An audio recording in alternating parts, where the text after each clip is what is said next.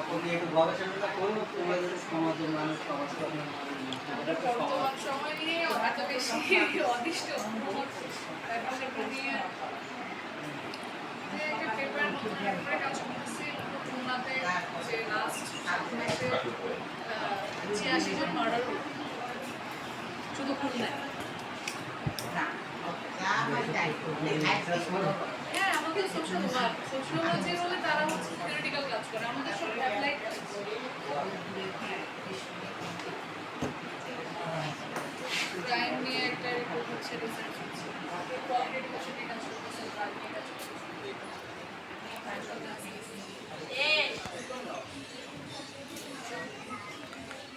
ঠাকুর অনুকূল চন্দ্র সৎসঙ্গ আশ্রম, পাবনা হিমায়তপুর ধাম।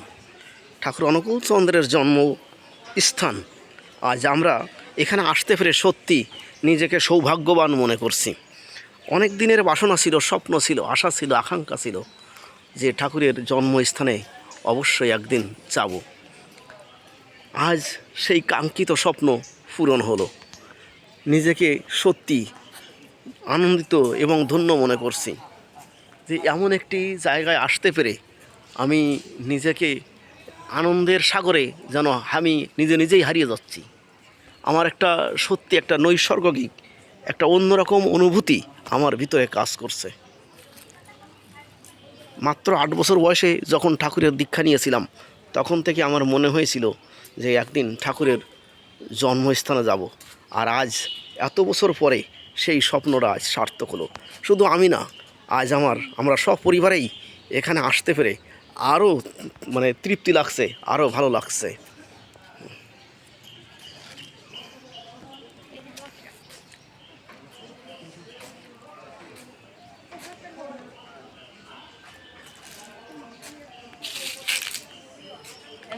আমরা ঠাকুরের এই জন্মস্থানে যেদিকে তাকাই শুধু তার বাণী আর বাণী দেখতে পাই।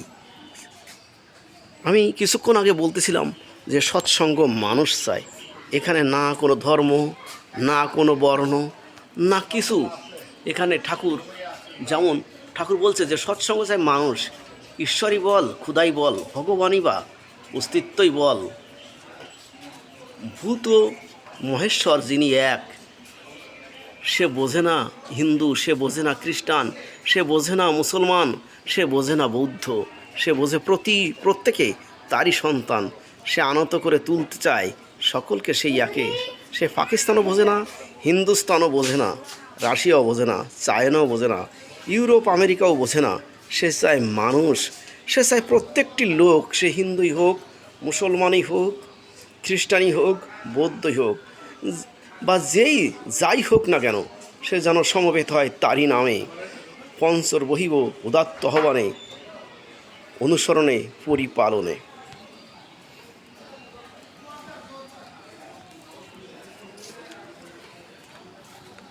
আমরা দেখতে পাচ্ছি যে একজন ইসলাম ধর্মের এক কাকা কিছুক্ষণ আগেই দেখলাম সে পাশের মাঠেই নামাজ পড়ছে এবং এখন সে কিন্তু এখানেই আসছে আনন্দবাজারের প্রসাদ নিতে। আমরা দেখেছি যে আমরা যখন আনন্দবাজার প্রসাদ নিলাম আমার পাশে আরও দুজন ইসলাম ধর্মের লোক ছিল। অর্থাৎ ঠাকুরের সাথে যে এই এলাকার সমস্ত বর্ণের, সমস্ত ধর্মের মানুষের একটা সুন্দর সম্পর্ক ছিল, এটা কিন্তু তারই ইঙ্গিত বহন করে।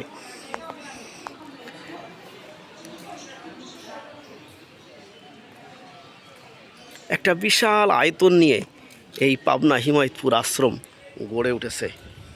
যদিও পরবর্তীতে বাংলাদেশের বিভিন্ন অঞ্চলে এর অনেক শাখা প্রশাখা, আরও অনেক কেন্দ্র আবির্ভূত হয়েছে, কিন্তু হিমায়তপুর তো ঠাকুরের জন্মভূমি।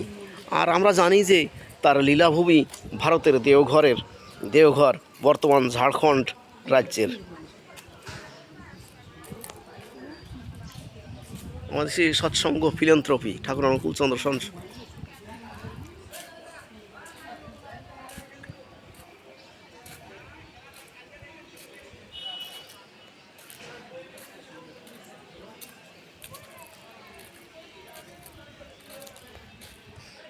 এটা ঠাকুরের পিতা এবং মাতা জননী মনমোহিনী দেবী এবং সর্বশ্রদ্ধেয় পিতা শিবচন্দ্র চক্রবর্তীর যে মন্দির, সেই মন্দিরটাই কিন্তু এইটা। এখানেই কিন্তু ঠাকুরের বাবা এবং মায়ের নামেই এই মন্দিরটা তৈরি করা।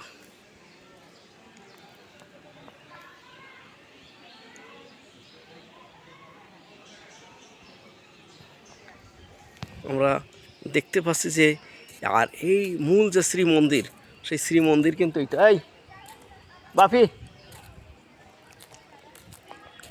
এটা কিন্তু মূল শ্রী মন্দির। আমরা শ্রী মন্দিরের কাছাকাছি যাচ্ছি। আমরা দেখছি যে এখানে কিন্তু একটা আলাদা ঋত্বিক ভবনও আছে। একটা ঋত্বিক ভবন আছে এবং সৎসঙ্গ ফিলিয়ান্থ্রপি অফিসও কিন্তু এখানে আছে। আবার আমরা দেখতে পাচ্ছি যে একটা বেশ সুন্দর একটা শ্রীমন্দির। এই শ্রীমন্দির কিন্তু যেখানে প্রার্থনা হয়, নিয়মিত প্রার্থনা হয়। হ্যাঁ, তো ঠাকুর বলেছেন যে আমাদের যে শরীরটা, এই শরীরটাও কিন্তু শ্রী বিগ্রহ মন্দির ভেবে যত্ন করি শরীরটাকে। আমাদের এই শরীরটাও কিন্তু মন্দিরের সমান।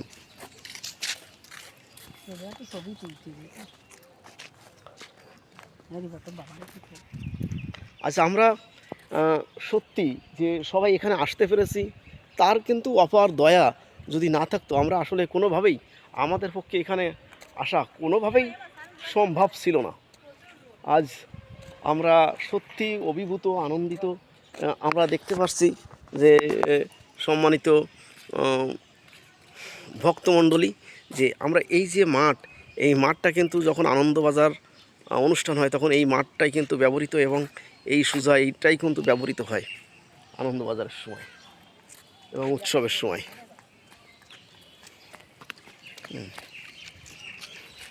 আমার এই যে সোনা পিচ্ছি, সেও কিন্তু আজ আসছে। অর্থাৎ এই মূল গেট, এই গেটের বাইরে আমরা দেখেছি যে ওই পাশে যে জমি, সেটাও কিন্তু ঠাকুরেরই মূল পৈতৃক নিবাস ছিল। ওর আরও ওই পাশে, যেটা এখন পাবনা মানসিক হাসপাতাল অধিগ্রহণ করেছে, এবং সৎসঙ্গ পাবলিশিং হাউস, সৎসঙ্গ প্রকাশনা।